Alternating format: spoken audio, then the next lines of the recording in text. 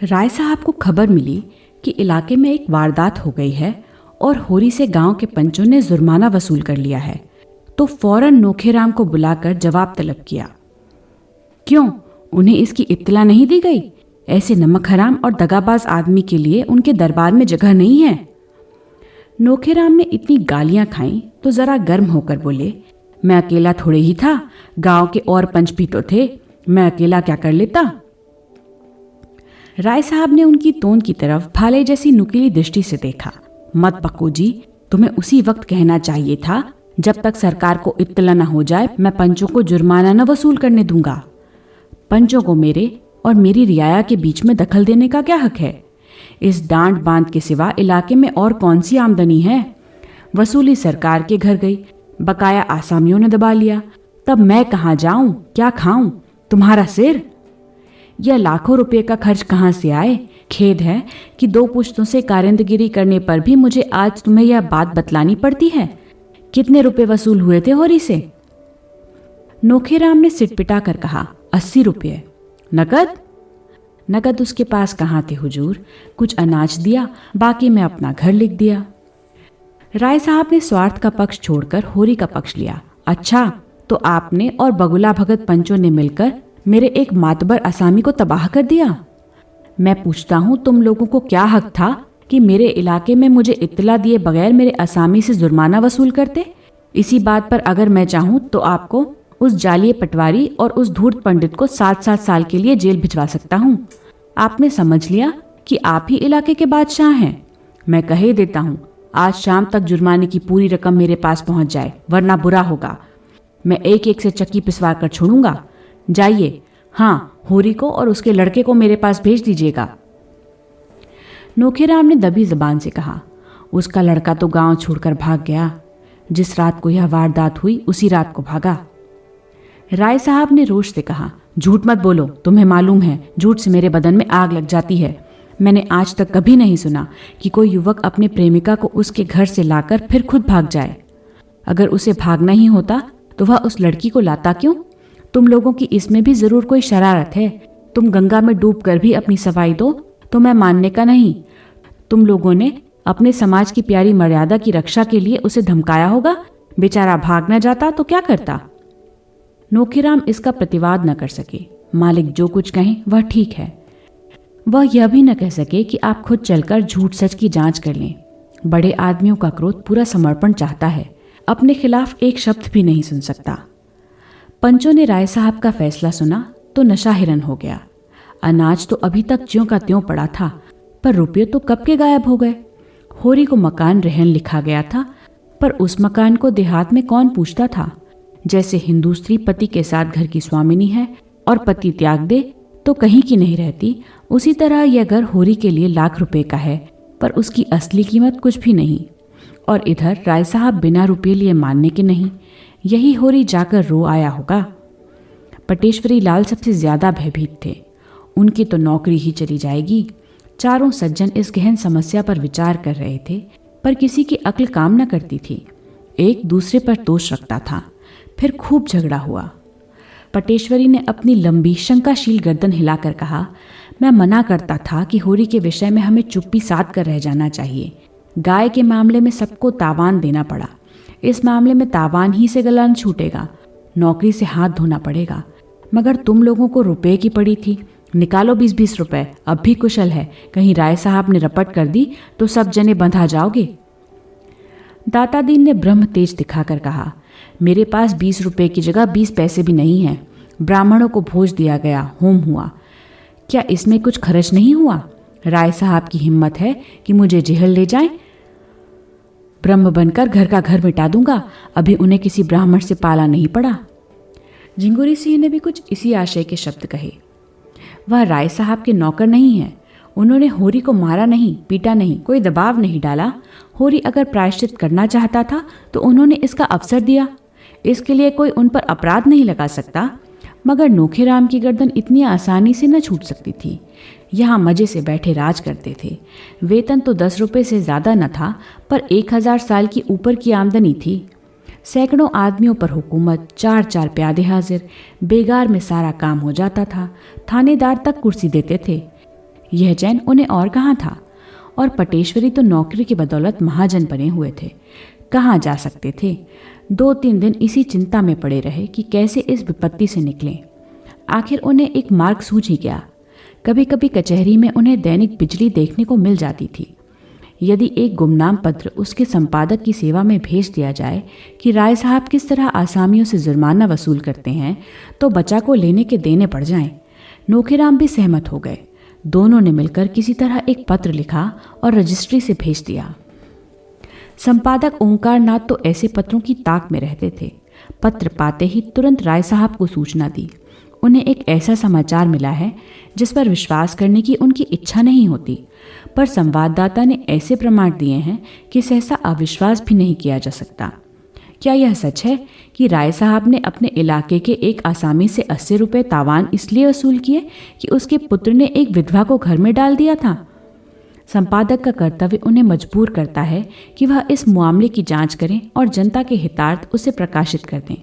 राय साहब इस विषय में जो कुछ कहना चाहें, संपादक जी उसे भी प्रकाशित कर देंगे। संपादक जी दिल से चाहते हैं कि यह खबर गलत हो, लेकिन उसमें कुछ भी सत्य हुआ तो वह उसे प्रकाश में लाने के लिए विवश हो जाएंगे।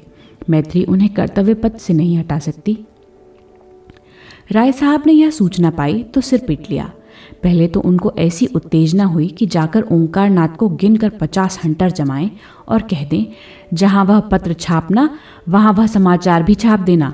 लेकिन इसका परिणाम सोचकर मन को शांत किया और तुरंत उनसे मिलने चले।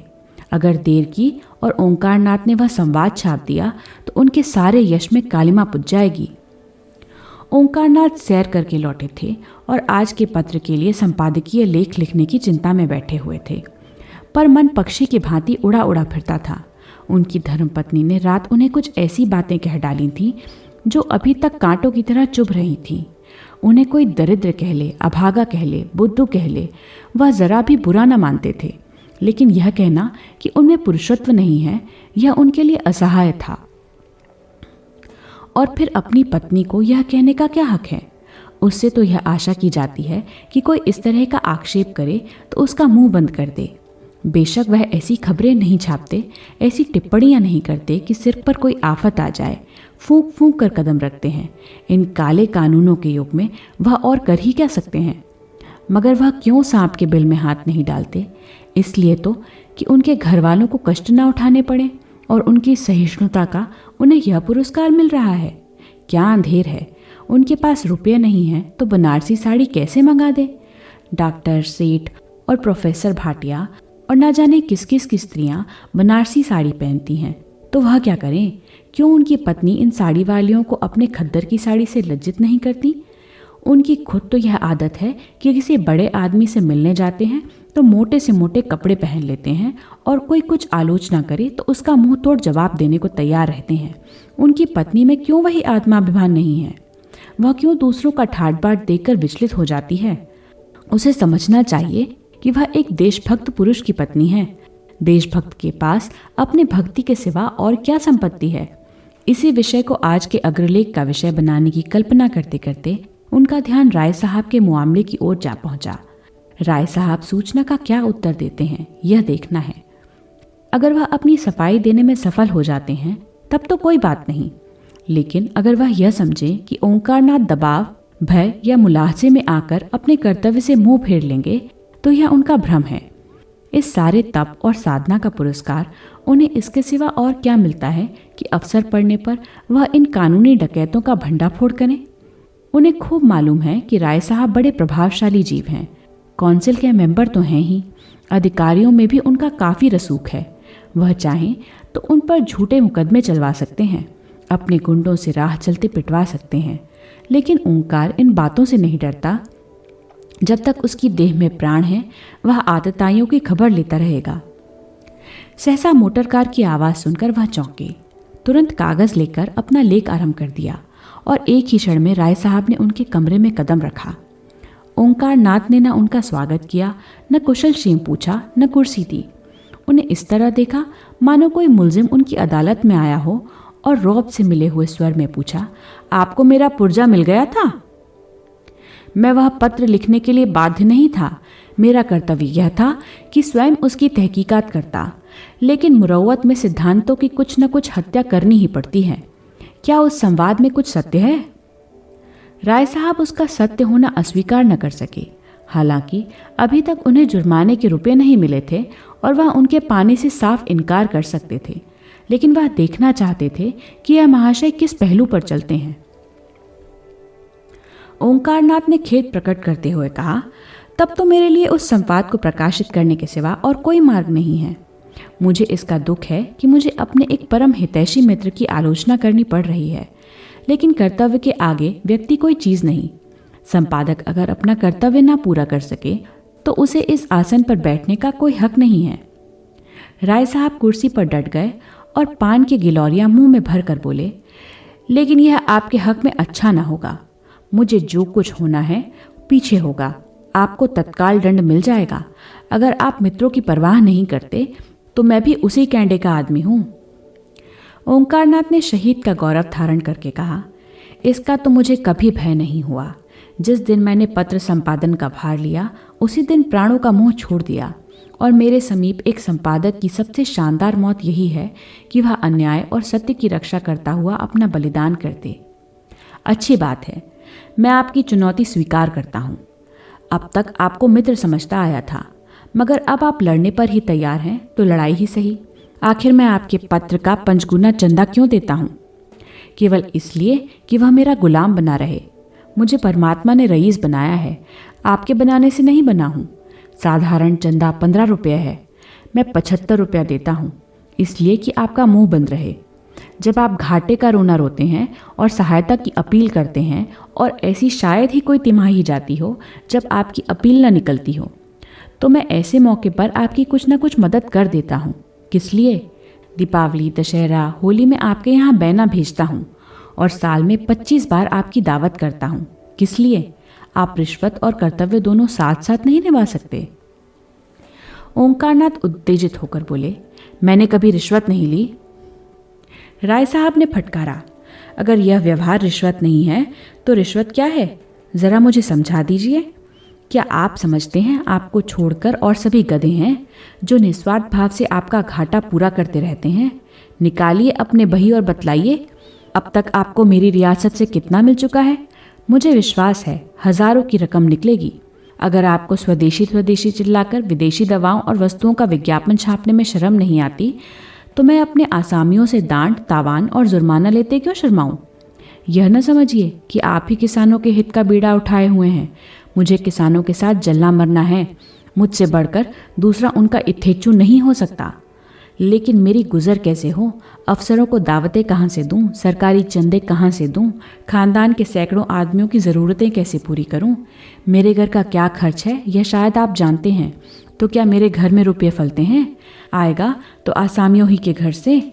आप समझते होंगे जमींदार और तालुकेदार सारे संसार का सुख भोग रहे हैं। उनकी असली हालत का आपको ज्ञान नहीं।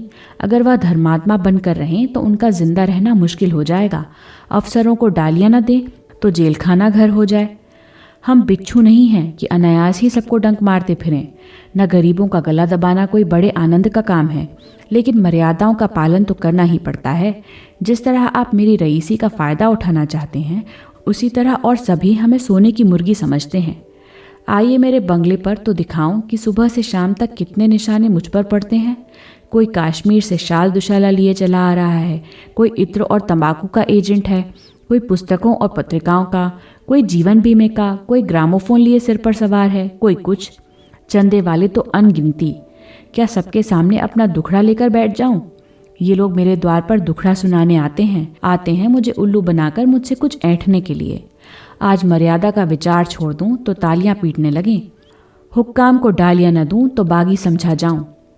तब आप अपने लेखों में मेरी रक्षा न करेंगे। कांग्रेस में शरीक हुआ, उसका तावान अभी तक देता जाता हूँ।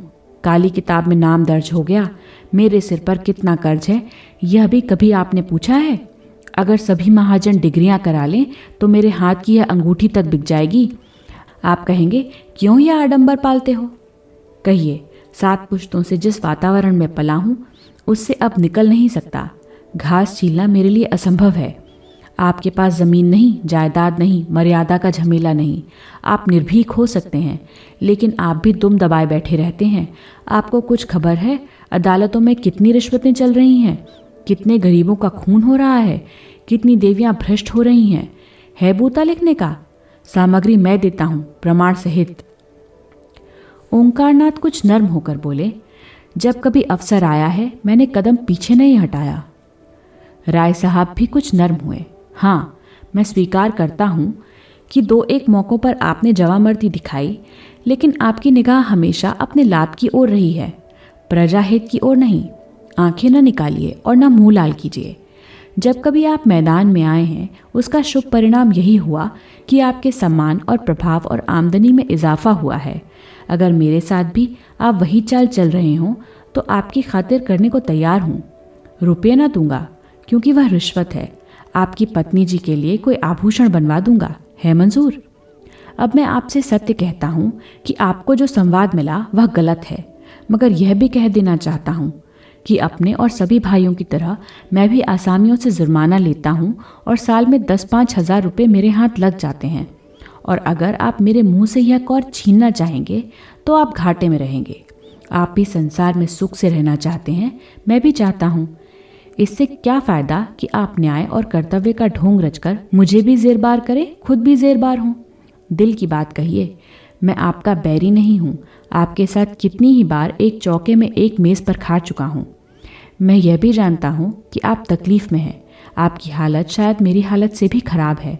हाँ, अगर आपने हरिश्चंद्र बनने की कसम खा ली है तो आपकी खुशी। मैं चलता हूँ। राय साहब कुर्सी से उठ खड़े हुए। ओंकारनाथ ने उनका हाथ पकड़कर संधि भाव से कहा, नहीं नहीं, अभी आपको बैठना पड़ेगा। मैं अपनी पोजीशन साफ कर देना चाहता हूँ।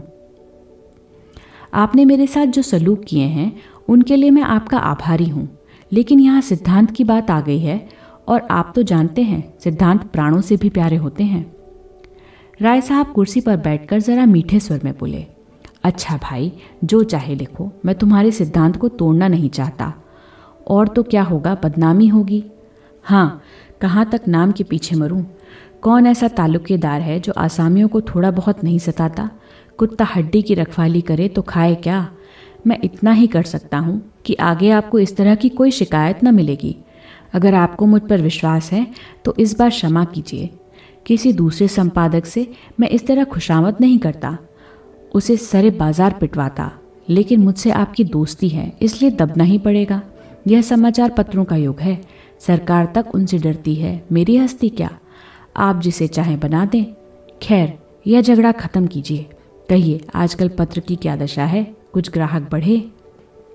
ओंकारनाथ ने अनिच्छा के भाव से कहा, किसी न किसी तरह काम चल जाता है और वर्तमान परिस्थिति में मैं इससे अधिक आशा नहीं रखता। मैं इस तरफ धन और भोग की लालसा लेकर नहीं आया था, इसलिए मुझे शिकायत नहीं है। मैं जनता की सेवा करने आया था और वह यथाशक्ति किए जाता हूँ।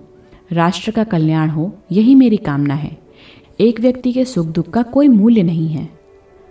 राय साहब ने जरा और सहृदय होकर कहा, यह सब ठीक है भाई साहब, लेकिन सेवा करने के लिए भी जीना जरूरी है।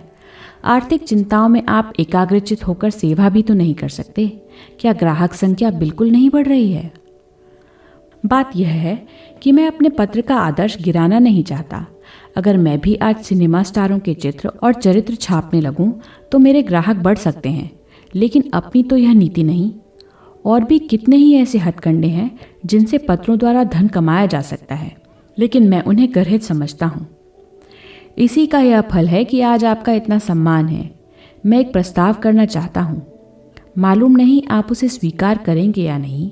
आप मेरी ओर से 100 आदमियों के नाम फ्री पत्र जारी कर दीजिए, चंदा मैं दे दूंगा। ओंकारनाथ ने कृतज्ञता से सिर झुकाकर कहा, मैं धन्यवाद के साथ आपका दान स्वीकार करता हूँ। खेद यही है कि पत्रों की ओर से जनता कितनी उदासीन है। स्कूल और कॉलेजों और मंदिरों के लिए धन की कमी नहीं है, पर आज तक एक भी ऐसा दानी न निकला जो पत्रों के प्रचार के लिए दान देता। हालांकि जन शिक्षा का उद्देश्य कितने कम खर्च में पत्रों से पूरा हो सकता है और किसी तरह नहीं हो सकता। जैसे शिक्षालयों को संस्थाओं द्वारा सहायता मिला करती है, ऐसे ही अगर पत्रकारों को मिलने लगे तो इन बेचारों को अपना जितना समय और स्थान विज्ञापनों की भेंट करना पड़ता है वह क्यों करना पड़े। मैं आपका बड़ा अनुग्रहित हूँ। राय साहब विदा हो गए। ओंकारनाथ के मुख पर प्रसन्नता की झलक न थी। राय साहब ने किसी तरह की शर्त न की थी, कोई बंधन न लगाया था, पर ओंकारनाथ आज इतनी करारी फटकार पाकर भी इस दान को अस्वीकार न कर सके। परिस्थिति ऐसी आ पड़ी थी कि उन्हें उबरने का कोई उपाय ही न सूझ रहा था। प्रेस के कर्मचारियों का 3 महीने का वेतन बाकी पड़ा हुआ था। कागज वाले के 1000 से ऊपर आ रहे थे। यही क्या कम था कि उन्हें हाथ नहीं फैलाना पड़ा। उनकी स्त्री गोमती ने आकर विद्रोह के स्वर में कहा, क्या अभी भोजन का समय नहीं आया? या यह भी कोई नियम है कि जब तक 1 न बज जाए जगह से न उठो? कब तक कोई चूल्हा अगोरता रहे? ओंकारनाथ ने दुखी आंखों से पत्नी की ओर देखा। गोमती का विद्रोह उड़ गया। वह उनकी कठिनाइयों को समझती थी। दूसरी महिलाओं के वस्त्राभूषण देखकर कभी कभी उसके मन में विद्रोह के भाव जाग उठते थे और वह पति को 2-4 जलीकटी सुना जाती थी, पर वास्तव में यह क्रोध उनके प्रति नहीं, अपने दुर्भाग्य के प्रति था। और उसकी थोड़ी सी आंच अनायास ही ओंकारनाथ तक पहुंच जाती थी। वह उनका तपस्वी जीवन देखकर मन में कुढ़ती थी और उनसे सहानुभूति भी रखती थी। बस उन्हें थोड़ा सा सनकी समझती थी। उनका उदास मुंह देखकर पूछा, क्यों उदास हो? पेट में कुछ गड़बड़ है क्या? ओंकारनाथ को मुस्कुराना पड़ा। कौन उदास है? मैं? मुझे तो आज जितनी खुशी है उतनी अपने विवाह के दिन भी न हुई थी। आज सवेरे 1500 की बोहनी हुई। किसी भाग्यवान का मुंह देखा था। गोमती को विश्वास न आया। बोली, झूठे हो, तुम्हें 1500 कहाँ से मिल जाते हैं? 15 रुपये कहो, मान लेती हूँ। नहीं नहीं, तुम्हारे सिर की कसम, 1500 मारे। अभी राय साहब आए थे। 100 ग्राहकों का चंदा अपनी तरफ से देने का वचन दे गए हैं। गोमती का चेहरा उतर गया। तो मिल चुके? नहीं, राय साहब वादे के पक्के हैं। मैंने किसी तालुकेदार को वादे का पक्का देखा ही नहीं। दादा एक तालुकेदार के नौकर थे। साल साल भर तलब नहीं मिलती थी। उसे छोड़कर दूसरे की नौकरी की। उसने 2 साल तक 1 पाई न दी। एक बार दादा गर्म पड़े तो मार कर भगा दिया। इनके वादों का कोई करार नहीं। मैं आज ही बिल भेजता हूँ। भेजा करो, कह देंगे कल आना। कल अपने इलाके पर चले जाएंगे, 3 महीने में लौटेंगे। ओंकारनाथ संशय में पड़ गए। ठीक तो है, कहीं राय साहब पीछे से मुकर गए तो वह क्या कर लेंगे। फिर भी दिल मजबूत करके कहा, ऐसा नहीं हो सकता। कम से कम राय साहब को मैं इतना धोखेबाज नहीं समझता। मेरा उनके यहाँ कुछ बाकी नहीं है। गोमती ने उसी संदेह के भाव से कहा, इसी से तो मैं तुम्हें बुद्धू कहती हूँ। जरा किसी ने सहानुभूति दिखाई और तुम फूल उठे। मोटे रईस हैं, इनके पेट में ऐसे कितने वादे हजम हो सकते हैं। जितने वादे करते हैं अगर सब पूरा करने लगें तो भीख मांगने की नौबत आ जाए। मेरे गांव के ठाकुर साहब तो 2-2, 3-3 साल तक बनियों का हिसाब तक न करते थे। नौकरों का वेतन तो नाम के लिए देते थे।